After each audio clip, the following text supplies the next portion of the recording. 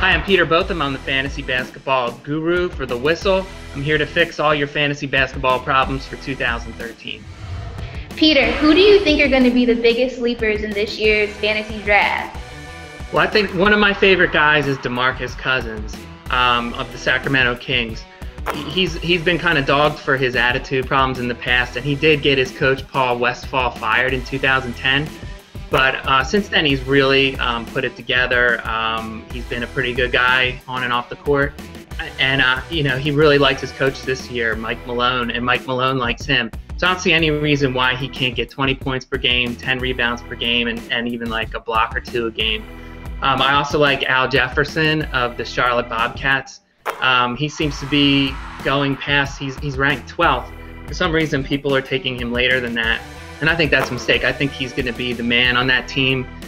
He's getting paid to be the man, and I think that's what he's going to do. So I think he's worth it there at 12 if you can get him. Hey, Peter, I was just curious, what guys you think are going to make the leap this season? Well, there's three guys that people have keyed in on, I think, since the season ended. Kawhi Leonard of the Spurs, Larry Sanders of the Bucks, and Nikola Vucevic of the Orlando Magic.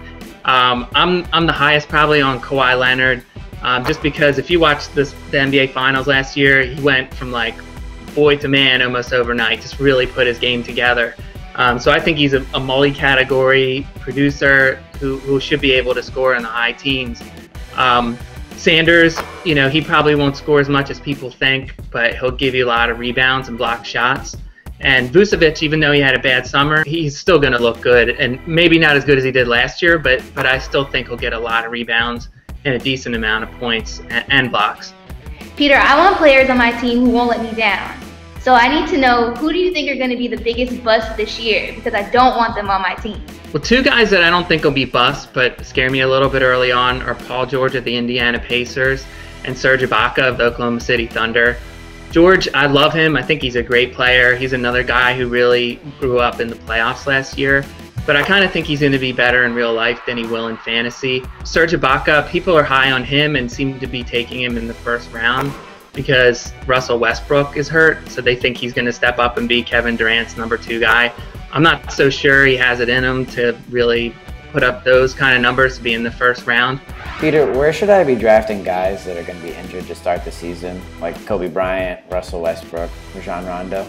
Well, Kobe Bryant, they always say, you can't bet against Kobe Bryant, and I wouldn't do that here. He's going to be on the board in the 3rd round, then you got to take him. They don't really know when he's going to be back, but I think it's going to be within the first month of the season.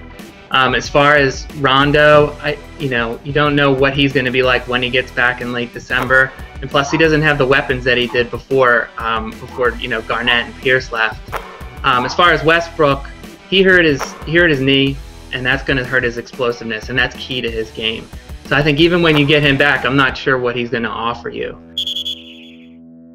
All right, well, that's it for this week. If you guys have any other questions, just leave them in the comment section below, and we'll get to them next week.